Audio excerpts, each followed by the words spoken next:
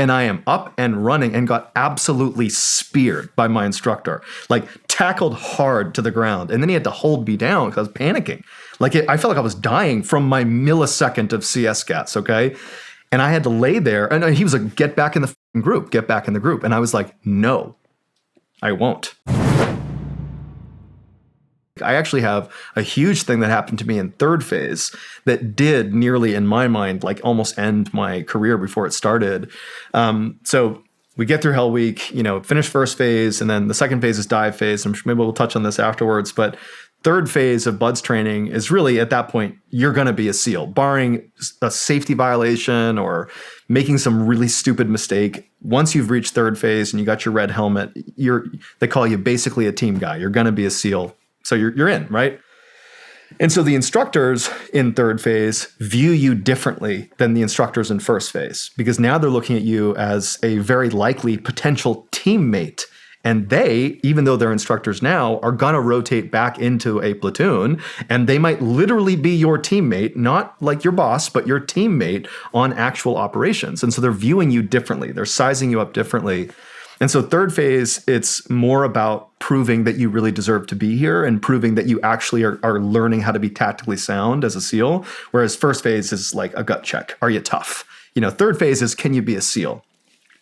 And in third phase, a big part of the training is they send you out to San Clemente Island off the coast of California, where there's this compound just for third phase.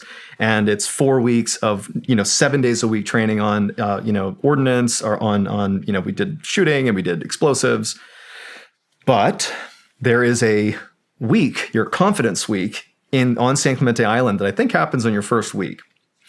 And they bring you out to this field. This is you're out at San Clemente. You got a few weeks to go. You're going to graduate. It's all going to be good. And they bring you out to this field, and they have CS gas, so tear gas. And this is for those who've never experienced tear gas.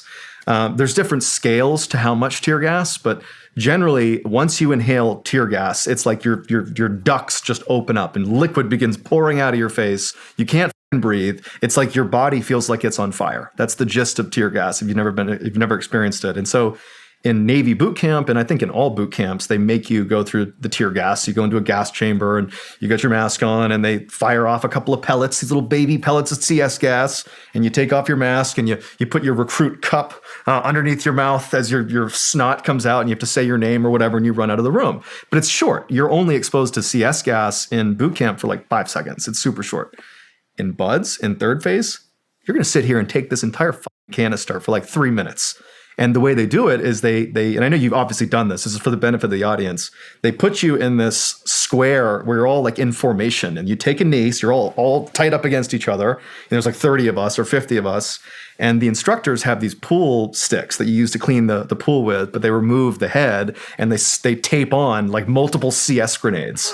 And they got their gas masks on, and they're all laughing. They think this is so funny. They got their cameras out, and they're like, all right, take a knee. And so everyone takes a knee in the field. And they're like, there's only one rule.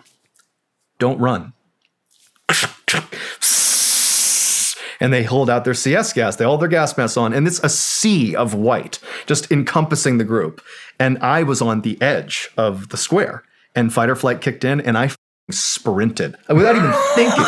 I'm talking like I probably experienced like, where the f*** is he going? It was like 0.1 seconds into this event. And I am up and running and got absolutely speared by my instructor, like tackled hard to the ground. And then he had to hold me down because I was panicking. I felt like I was dying from my millisecond of CS gas, okay? And I had to lay there. And he was like, get back in the group, get back in the group. And I was like, no, I won't. I was saying no. And he's like, are you DORing? And I was like, no, I'm just not getting back in that group. And they were like, didn't know what to do with me. And so I'm laying there mortified because my class, no one else ran.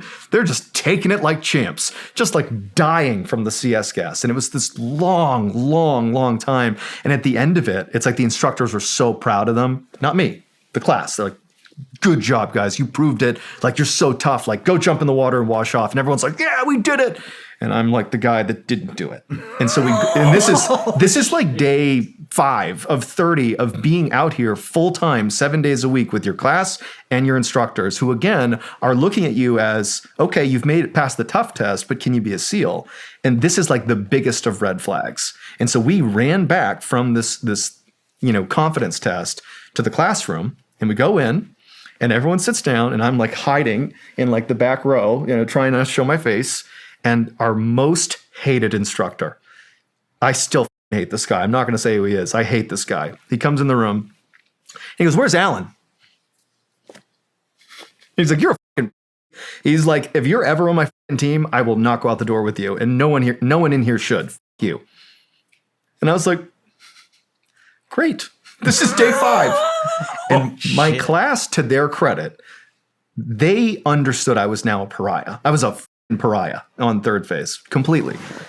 And most of the people who I spent my time with were like, "I'm still your boy." Like they stuck it out with me, even though it didn't help them to be around me. I had to wear, so we wore our cami uniform during the day. I had to wear those UDT shorts over my pants to signify that I was and had ran from the CS gas. And so I am walking around with effectively a bikini over my pants. And so it's a constant reminder of like, you don't want to be like him. You don't want to be around him. But what it did for me is it was so embarrassing, like on a level that few things have ever come close, that it forced me to just own it. To be like, yeah, I did run from the CS gas, and I wish I hadn't. What do you want me to do? Yeah. Like I can't change what happened, And so instead, I really poured my energy into, people are going to think whatever they think about me. I'm just going to try to do the best I can at the thing I'm being told to do. And as a result, my ego like fell to the floor, and I became like a really good teammate. I don't even think I was a great teammate before that happened. I needed to be like aggressively like humbled to realize like I am playing a role at the SEAL team. I am not the SEAL. I'm a guy. I'm going to go do jobs and help my team and do whatever I can because it's all I can do at this point. My reputation is dog shit now. And then it was like, we come back from the island, so San Clemente Island, and weeks went by. We got past the CS gas thing, and then finally, when we wrapped up, I had done a good job on the island from that point forward, and people had kind of gotten around to, okay, that's fine. But I got back to the mainland, and no one knew anything about what happened out on our class's island trip. And very quickly, people from my class were like, yeah, Alan ran from the CS gas, and everybody knows what that means. And so all over again, I came back to San Clemente Coronado, and I had people being like, fuck you. And it was like, great. And now I'm going to go check into the SQT and go be the best SEAL I can be. And everybody thinks I'm that sucked. That sucked hard. But it was actually, I think, an important part of my journey into the SEAL teams because it just showed like, dude, it doesn't take much to fuck this up. Like you need to be a good teammate and be supportive and like do the right thing. And that's all you can do. And I think it like forced me to do that. No matter where you're watching Shawn Ryan Show from, if you get anything out of this, please like, comment, subscribe, and most importantly, share this everywhere you possibly can. And if you're feeling extra generous, please leave us a review on Apple and Spotify podcasts.